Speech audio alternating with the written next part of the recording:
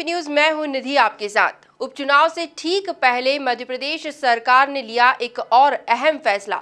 युवाओं और रोजगार को फोकस करते हुए मध्य प्रदेश सरकार ने यह फैसला लिया है कि अब मध्य प्रदेश में शासकीय नौकरियां सिर्फ मध्य प्रदेश के युवाओं को ही मिलेगी। मध्य प्रदेश के संसाधन सिर्फ मध्य प्रदेश के बच्चों के लिए है।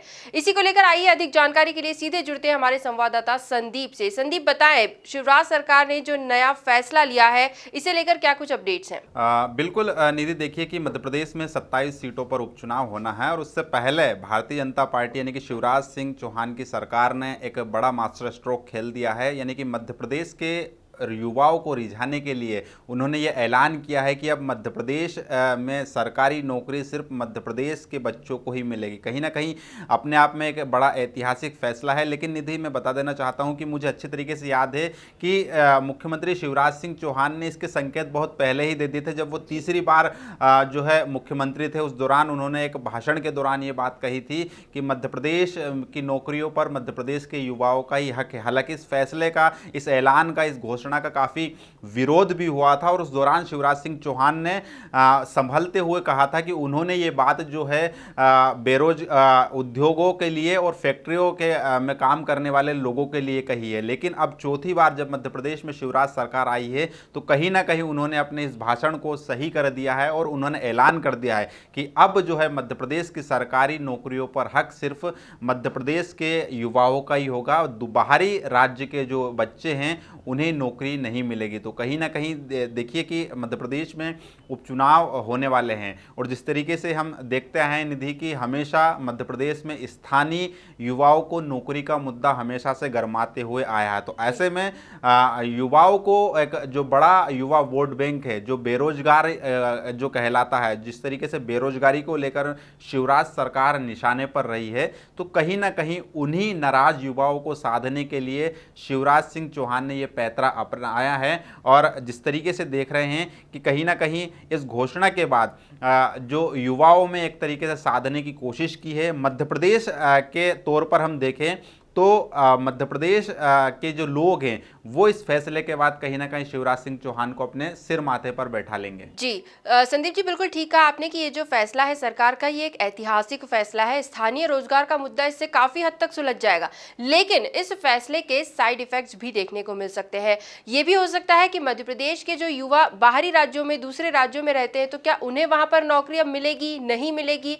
ये जो पूरा मुद्दा है इसे लेकर, यानी फैसले के साइड इफेक्ट्स को लेकर अगर हम चर्चा करेंगे तो क्या कहेंगे आप? बिल्कुल निधि, देखिए कि जिस तरीके से मैंने बताया है कि मध्य प्रदेश के स्थानीय तौर पर तो ये मुद्दा जो है काफ़ी मास्टर स्ट्रोक साबित हो रहा है शिवराज सरकार के लिए। लेकिन अगर दूसरे राज्यों से अगर तुलना करें तो जाहिर तौर पर इस मुद्दे को लेकर काफ़ी बवाल देखने को हमें मिलेगा। और जिस तरीके से जैसे मध्य प्रदेश की सियासत में जब चुनाव पास में आएंगे तो इस पर बवाल जो है बढ़ता हुआ जाएगा। और जिस तरीके से शिवराज सिंह चौहान ने ये बात कही है कि इस पर जल्द ही कानून बनाया जाएगा, कानून में क्या होगा, किस तरीके से नीति नियम निर्धारित किए जाएंगे, ये आगामी दिनों में हमें देखने को मिलेगा। और किस तरीके से, क्योंकि जिस तरीके से शिवराज सिंह चौहान ने ऐलान किया है निधि कि मध्य प्रदेश के जो आरक्षित लोग हैं उन्हें ही नौकरी मिलेगी, यानी कि साफ तौर पर यह बात तो स्पष्ट है कि जो मध्य प्रदेश का मूल निवासी होगा, जिसके पास मध्य प्रदेश का मूल निवासी प्रमाण पत्र होगा, उसे ही मध्य प्रदेश में नौकरी मिलेगी। यानी कि बाहरी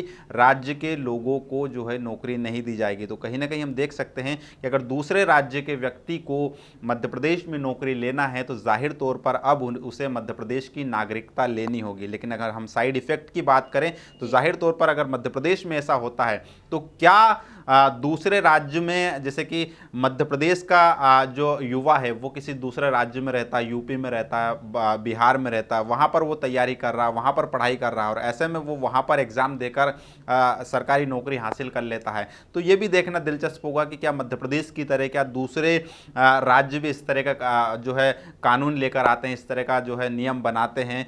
तो कहीं ना कहीं मध्य प्रदेश और दूसरे राज्य में जो है वो टकराव देखने को मिल सकता है निधि। और हम जो बात कर रहे हैं कहीं ना कहीं कि ये जो घटनाक्रम है पूरी तरीके से अब सियासी रूप ले चुका है और इस पर अब सियासत भी पूरी तरीके से गर्माती हुई नजर आई, क्योंकि पूर्व मंत्री जीतू पटवारी ने निशाना साधा है शिवराज सरकार पर कि जिस तरीके से उन्होंने पुरानी घोषणा की है उन घोषणाओं के तहत अब जो है ये भी एक घोषणा ही बनकर न रह जाए तो जाहिर तौर पर शिवराज सरकार को जल्द ही इस पर कानून लेकर आना होगा। तो कुल मिलाकर हम कह सकते हैं कि इस पूरे मसले को लेकर सियासी बवाल भी हमें देखने को मिलेगा।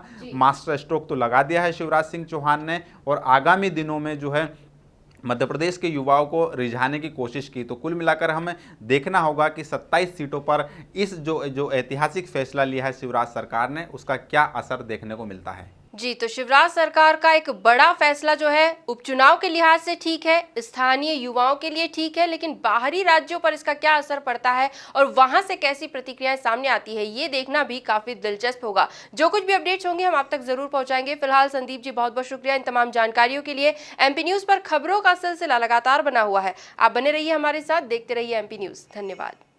एमपी की नब्ज, एमपी का हाल, मध्य प्रदेश की हर खबर एमपी न्यूज टीवी के साथ। लगातार खबरों के लिए सब्सक्राइब करें हमारा YouTube channel MP news TV. Latest updates के लिए बेल आइकन दबाना जरा भी न भूलें।